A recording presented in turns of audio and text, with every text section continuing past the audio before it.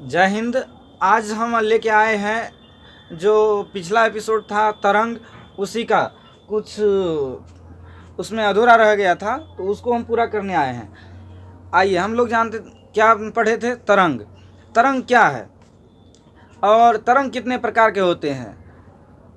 तो हम लोग तरंग, हालांकि सबसे पहले हम लोग को साउंड पे ध्यान जाता है। साउंड पढ़ने से पहले हम लोग अगर तरंग पढ़ते हैं तो हमें कॉन्सेप्ट क्लियर होता है।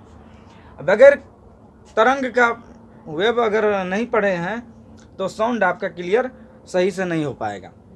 इसीलिए तो सबसे पहले जो तरंग, अनुप्रस्थ तरंग दो गो, अनुप्रस्थ और अनुदैर्घ्य। अनुप्रस्थ मतलब ऐसे ऐसे जाने वाले ना, अनुप्रस्थ लंबवत यानी गति के दिशा के क्या होता है, लंबवत चलता है। और अनुदैर्घ्य मतलब सीधा, अनुदैर्घ्य मतलब सीधा,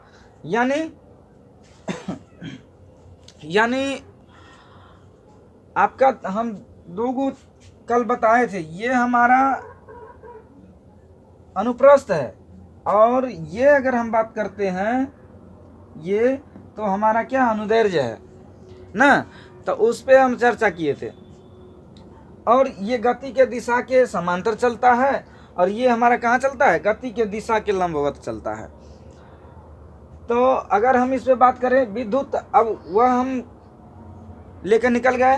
अब यहाँ आते हैं विद्युत चुम्बकीय तरंग, इलेक्ट्रोमैग्नेटिक वेव्स।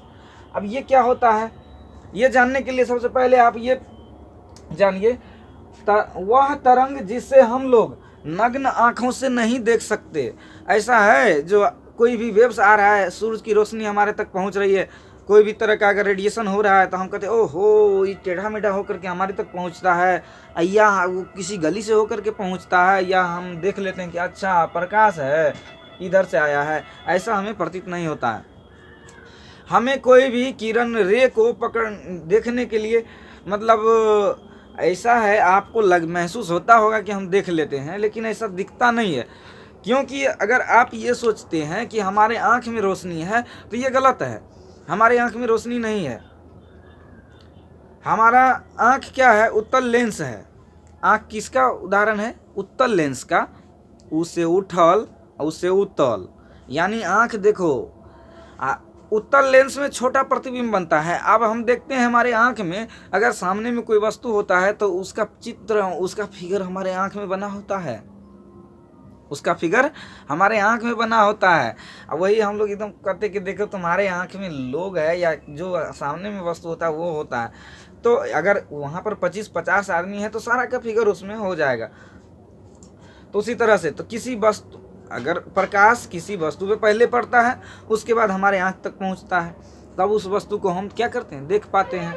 तो वस्तु में रोशनी, मेरा गला थोड़ा ख़राब हो गया है इसलिए हम ऐसा होल आवाज़ लगता होगा, लेकिन माफ़ कीजिएगा, करें क्या, मजबूरी है। तो वह मतलब तरंग वह है जो हम नग्न आँखों से नहीं देख सकते ना, उसे विद्युत चुम्बकीय तरंग कहते हैं। अब विद्युत चुम्बकीय तरंग अयांत्रिक होते हैं। विद्युत चुम्बकीय तरंग जो होते हैं क्या होते हैं, अयांत्रिक होते हैं। इधर से नहीं दिखता होगा, हमें इधर आना होगा। तो विद्युत चुम्बकीय तरंग जो है अयांत्रिक तरंग है। अब विद्युत चुम्बकीय तरंग की प्रकृति कैसा होता है, तो अनुप्रस्थ होता है। हमने अभी अनुप्रस्थ और अनुदैर्घ्य दोनों पढ़ा है। ये लंबवत चलती है ना, अनुदैर्घ्य जो होता है वो सीधा चलता है। तो वो तो विद्युत चुम्बकीय तरंग की प्रकृति क्या होगी, अनुप्रस्थ होगी। उसके बाद विद्युत चुम्बकीय तरंग का वेग जो होगा, तो हमने कल ही पढ़ा था, कोई भी रे हो उसका वेग अगर हम फिक्स कर देंगे, उसका वेग कितना होता है, 3 × 10⁸ मीटर पर सेकेंड लिखा हुआ है। 3 × 10⁸ मीटर पर सेकेंड होता है। तो हम लोग ये जान लिए।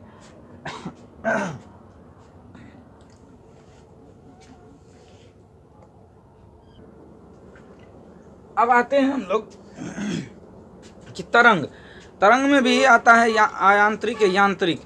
यांत्रिक क्या होता है, अयांत्रिक क्या होता है। यांत्रिक में ये होता है कि जिसमें कंपन होता है, कहते हैं ढिचकू वाला, डीजे वाला ना, जब बेस बढ़ा दो तो डीजे वाला, ये हो गया। एक होता है अयांत्रिक जिसमें डीजे उजे का भी साउंड जो आता है वो साउंड वाउंड नहीं होता, यानी बिना कंपन वाला। यांत्रिक में कंपन वाला, अयांत्रिक में बिना कंपन वाला, वो भी हम लोग जान लिए। अब ये हम जान लिए कि विद्युत चुंबकीय तरंग, ठीक, इसको हम लोग चलते हैं लेकर के एक आपको। अब ये तरंग जानने से नहीं होगा, अब इसके लिए एग्जाम में जिस तरह से पूछा जा रहा है उस तरह से हमको चलना होगा। तो इसके लिए हम लोग क्या करना होगा कि और भी तरंग को जान लेना होगा। तो और तरंग को कैसे जानेंगे, जब हम उसके बारे में देखिए, आप सबसे एकदम हल्का सा देखिए, एकदम पूरा, आपको ज़्यादा दबाव मतलब जोर नहीं डालना है। एक मेरा जुगाड़ ऐसा है कि आप लोग भी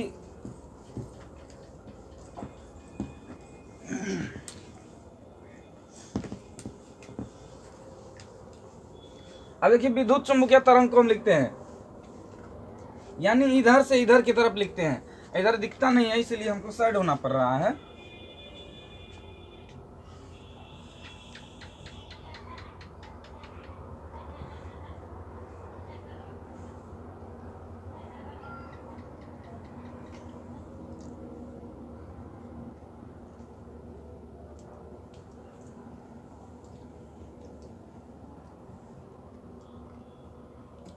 तरंग दैर्ध्य और चाल बढ़ता है, बाद बाकी ऊर्जा यहाँ नहीं होगा, इसलिए हम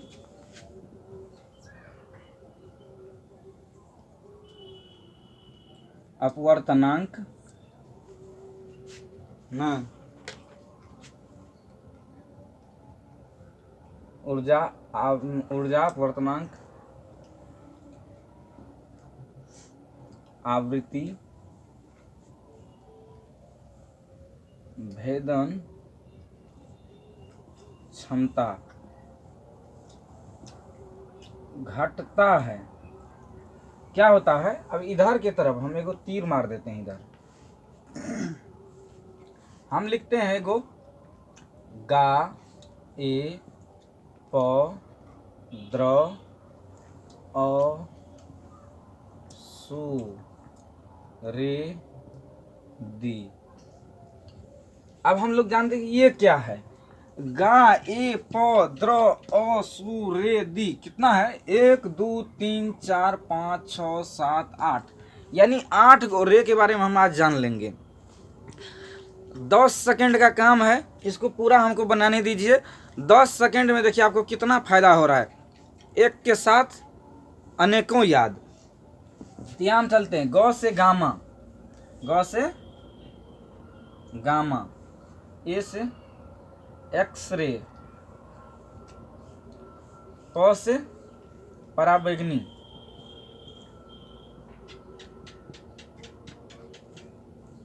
दी से दृश्य,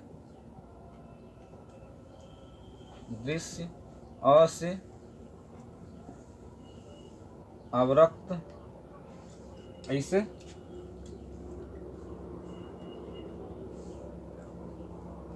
सूक्ष्म, आइए से रेडियो, आइए इसका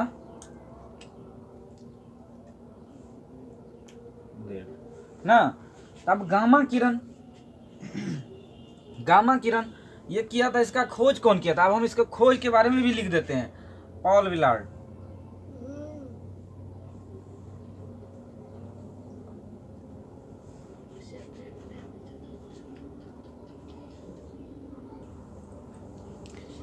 इसका खोज कौन किया था, पॉल विलार्ड। इसका कौन किया था, एक्सरे का,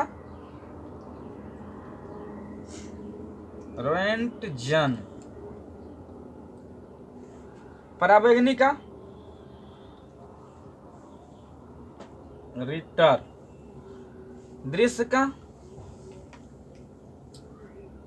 न्यूटन। अवरक्त का, हर्शेल। सूक्ष्म का,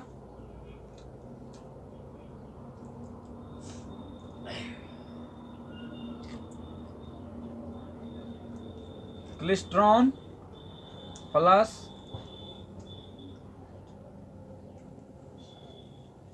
मैग्नेट्रॉन।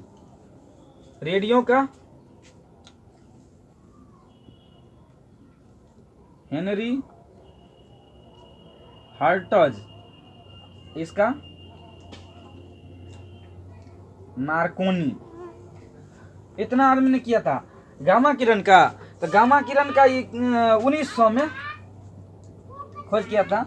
एक्सरे का बात कर रहा है तो एक्सरे का रोएंटजन साहब ने इसको 1901 में इसके लिए नोबेल पुरस्कार भी, प्राइज भी मिला है। और परावैज्ञानिक का तो हम इसको याद रखेंगे ऐसे, गा ए प द्र अ सु रे दी। ग से गामा, ए से एक्सरे, प से परावैज्ञानिक, द्र से दृश्य, अ से अवरक्त, सु से सूक्ष्म, रे से रेडियो और दी से दीर्घ ना। इसके बारे में हम जान लिए। अब देखिए तरंगदैर्घ्य और चाल। तरंगदैर्घ्य और चाल क्या होता है? तरंगदैर्घ्य और चाल इधर से इधर के तरफ, ये तरंगदैर्घ्य और चाल ये दोनों इधर बढ़ता है, अब बाद बाकी सब क्या होता है, इधर घटता है। तो हम कहेंगे कि भाई तरंगदैर्घ्य और चाल की बात कर रहे हैं तो गामा किरण का सबसे ज़्यादा होगा कि दीर्घ का सबसे ज़्यादा, रेडियो का कितना होगा? तो इसके अपेक्षा में अगर कहेंगे, एक्सरे के अपेक्षा में अगर इसका कहेंगे, इधर किसी का भी अपेक्षा में, यहाँ से हम इधर का बात करते हैं, इसके और इसके अपेक्षा में कहेगा तो हम कहेंगे चाल और तरंगदैर्घ्य इसका सबसे ज़्यादा होगा। तब ना रेडियो में कितना, मतलब जो भी काम करते हैं हम लोग, कहीं से स्टेशन उसका कहीं है, कहीं पकड़ के हम लोग को बजा लेते हैं, गाना सुनते हैं एंटीना पे। तो रेडियो का सबसे ज़्यादा, मतलब इधर जाने पर चाल और तरंगदैर्घ्य बढ़ेगा, इधर आने पर क्या होगा, बाद बाकी जो ऊर्जा है, अपवर्तनांक है, आवृत्ति है, भेदन क्षमता है, ये सब क्या होगा, घटेगा। आप कहेंगे बात कि अगर हम नहीं समझ रहे हैं तो हम कहेंगे कि भाई भेदन क्षमता सबसे ज़्यादा किसका होगा? तो इसका होगा या इसका होगा, इसका होगा या इसका होगा? तो हम लोग कहेंगे कि नहीं भाई, इधर तो चाल और तरंगदैर्घ्य न बढ़ता है और बाद बाकी तो सब घटबे करता। तो सबसे ज़्यादा अगर मतलब बात कहेगा कि ऊर्जा और अपवर्तनांक की, तो कौन होगा? ये गामा का। तो इसीलिए भेदन क्षमता वाला क्वेश्चन बहुत ज़्यादा पूछा जाता है। तो भेदन क्षमता अगर कहेगा तो कौन, तो इसके रिस्पेक्ट में ये ज़्यादा, यानी इधर वाला ये, इससे ज़्यादा ये, इससे ज़्यादा ये, यानी अगर इसको सजाएं तो पहले 1 number, 2 number, 3 number, 4 number, 5, 6, 7, 8 number में आएगा कौन? दीर्घ। यानी कि अपवर्तनांक, अगर हम अपवर्तनांक की बात करें तो सबसे ज़्यादा इसका, आप भेदन क्षमता सबसे ज़्यादा, आवृत्ति सबसे ज़्यादा, ऊर्जा सबसे ज़्यादा इसका। इसलिए अब ये आप लोग नोट कीजिए, उसके बाद हम आप इससे फिर बात करते हैं। विद्युत चुंबकीय तरंग की, अब कहते हैं विद्युत चुंबकीय तरंग का उपयोग। अब उपयोग हम लोग कहाँ करते हैं? सब कुछ जान लिए, तरंग भी जान लिए, कैसा होता है जान लिए, प्राकृतिक भी जान लिए ना, यांत्रिक अयांत्रिक भी जान लिए। अब हमको बीच में आता है कि इसका उपयोग भाई हम कैसे करते हैं, ये बनता कैसे है? क्वेश्चन तो मन में वो आता होगा। आखिर कोई भी चीज़ है बना तो होगा जरूर, ऐसा है कि बिना बनले आ गया है, बना जरूर होगा, कुछ ना कुछ हुआ होगा। तो हम उनके बारे में आज हम उनको जानेंगे। तो कैसे जानेंगे कि कहता है हम सबसे पहले आगे सब भेदन क्षमता, ये क्वेश्चन बहुत ज़्यादा पूछता है, तो इसीलिए हम लोग गामा को सबसे पहले लेते हैं। गामा का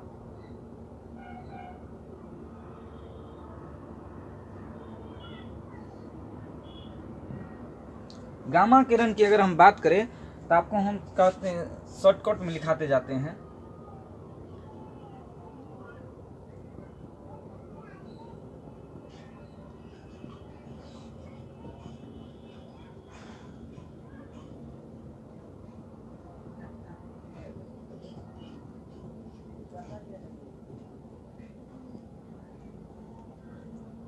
गामा किरण का खोज कौन किया? पॉल विलार्ड साहब ने किया था। गामा किरण का खोज कौन किया था? पॉल विलार्ड ने किया था।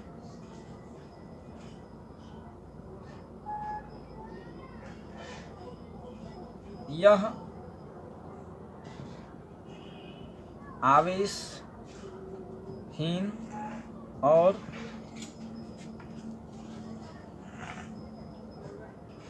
द्रव्यमानहीन है।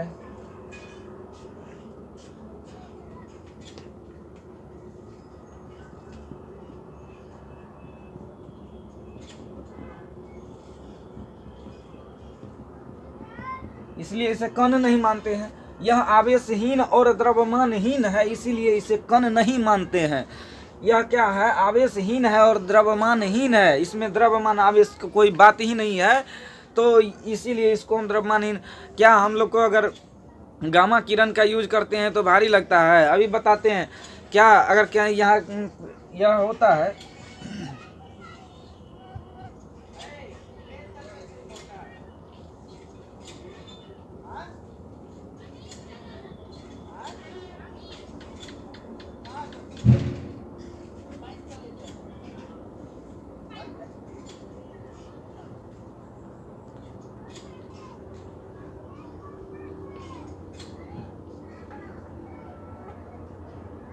आता है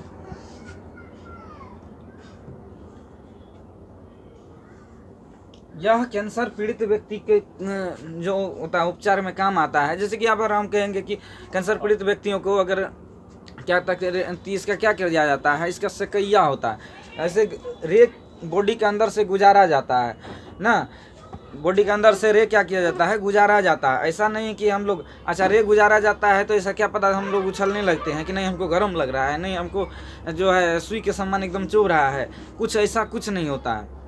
हम लोग को पता भी नहीं चलेगा, रे गुजर जाएगा और हमारा काम भी हो जाएगा, हम लोग को पता नहीं चलता है। इसीलिए यह तो ये लिखेंगे, यह आवेशहीन और द्रव्यमानहीन है, इसीलिए इसको कण नहीं मानते हैं। यह कैंसर पीड़ित व्यक्तियों के इलाज मतलब उपचार में काम आता है, ठीक ठाक करने में। उसके बाद यह आता है, यह बनता है कोबाल्ट से ना, कोबाल्ट से होता है, ठीक।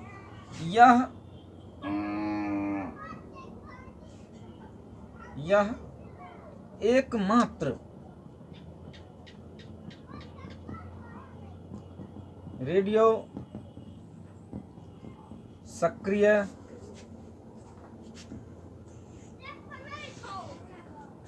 किरण है। अगर इसका वेग की हम बात करें, वेग 3 गुना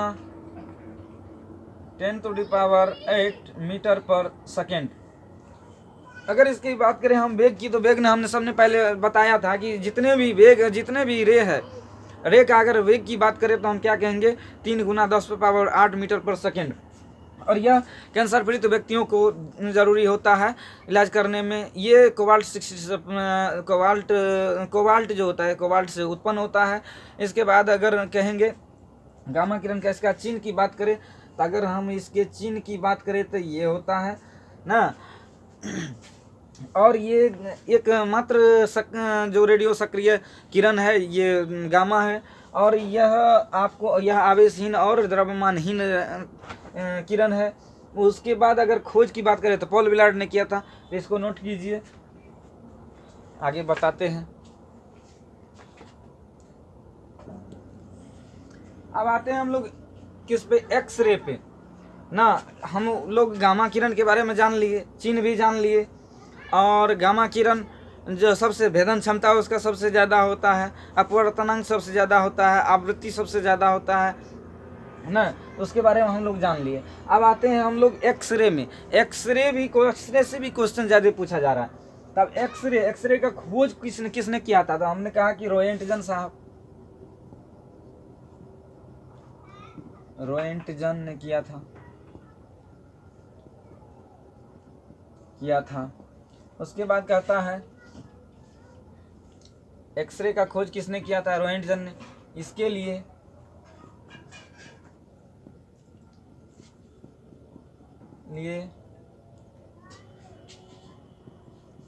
इनको 1901 ईस्वी में नोबेल प्राइज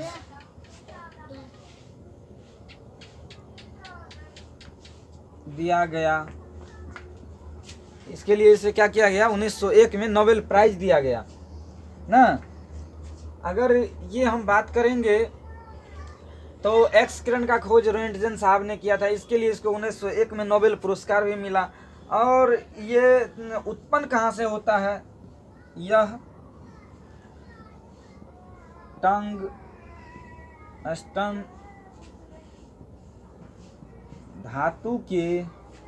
टंगस्टन धातु के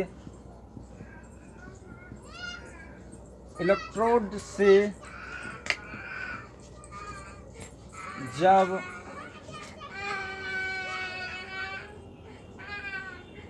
हाई वोल्टेज उच्च विद्युत धारा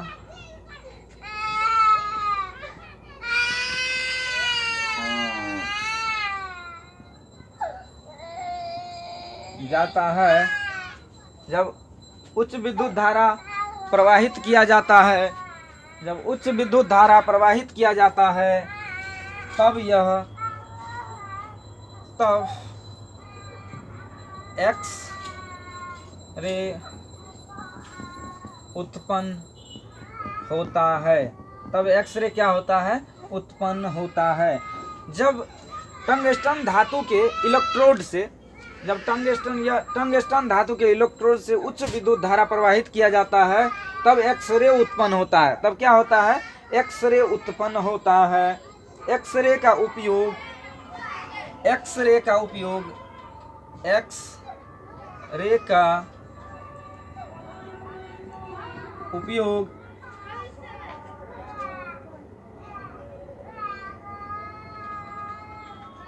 रवाओं को पहचानने में, रवाओं मतलब इसका मतलब ठोस, रवाओं मतलब ठोस, रवा की बात करें तो ठोस, उसको पहचानने में किया जाता है। अगर हम इस तरह से पढ़ेंगे तो हमको बहुत नॉलेज हो जाएगा और अच्छा से हम समझ भी पा रहे हैं। वरना कहीं गोगों वाला हाल हो जाएगा तो हम लोग कुछ नहीं समझते हैं और छाप के भी आ जाते हैं। इसलिए हम लोग बारीकी से जानेंगे और बारीकी से, ऐसा नहीं है इस तरह से हम दे रहे हैं कि डायरेक्ट भेजा में सट रहा होगा ना। एक बार पढ़ने के बाद दोबारा पढ़ने की ज़रूरत नहीं है इसको। अभी इसको बारीकी से कॉपी पे लिखिए और उसके बाद एक बार उसको पढ़ना है, मात्र एक बार मेरे लिए, और देखिए उसके बाद कैसे याद होता है।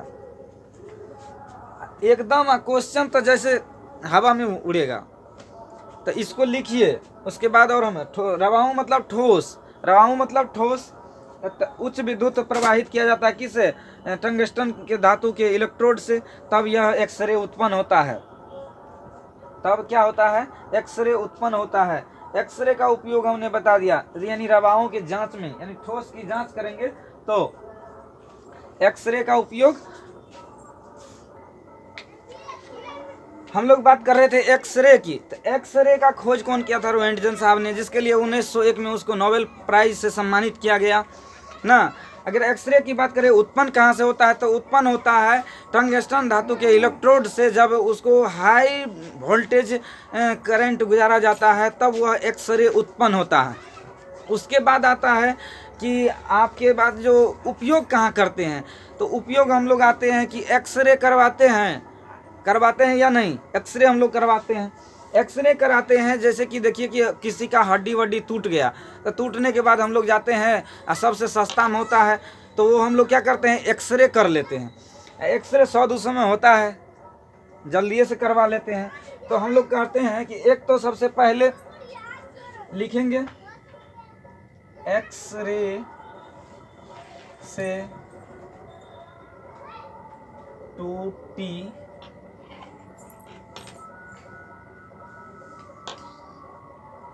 हड्डियों का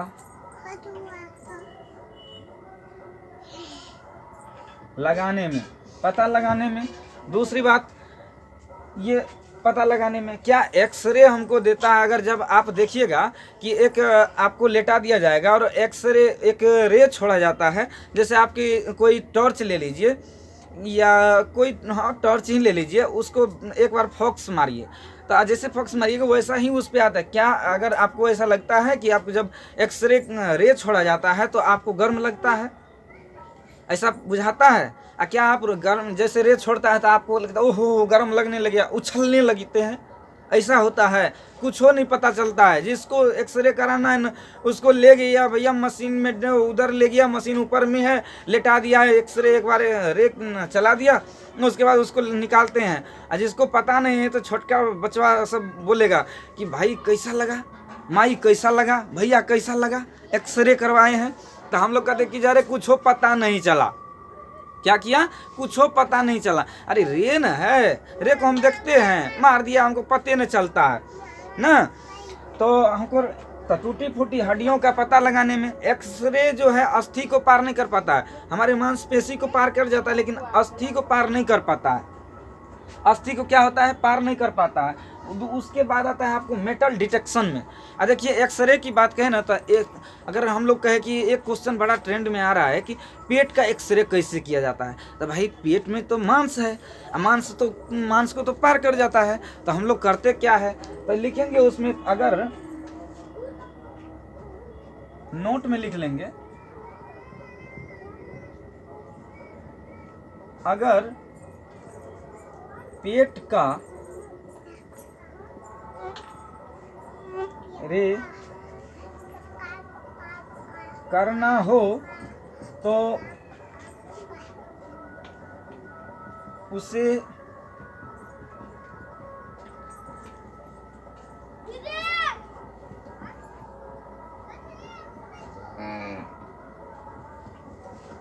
बेरियम क्लोराइड का घोल पिला देते हैं। भाई बेरियम क्लोराइड का घोल पिला देते हैं, तब वो तो धातु है, तब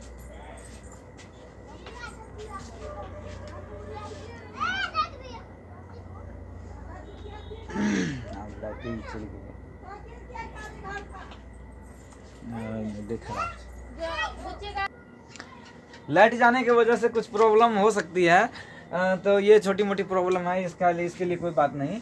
तो हम लोग कहाँ थे, तो अगर पेट का एक्सरे कराना हो ना तो हम लोग क्या करेंगे, हमको सबसे पहले बेरियम का क्लोराइड का घोल पिला दिया जाता है और उसका एक्सरे करा, क्योंकि तब एक्सरे होता है, क्योंकि बेरियम क्लोराइड को ना एक्सरे पार नहीं कर पाता है। तो पीने के बाद हम क्या करते हैं, आराम से हम एक्सरे कर लेते हैं और हम अंदर का पता चला लेते हैं या पता हो जाता है हमको। ठीक, अगर एक तो टूटी फूटी हड्डियों को पता करने में, दूसरी आता है कि मेटल डिटेक्शन, मेटल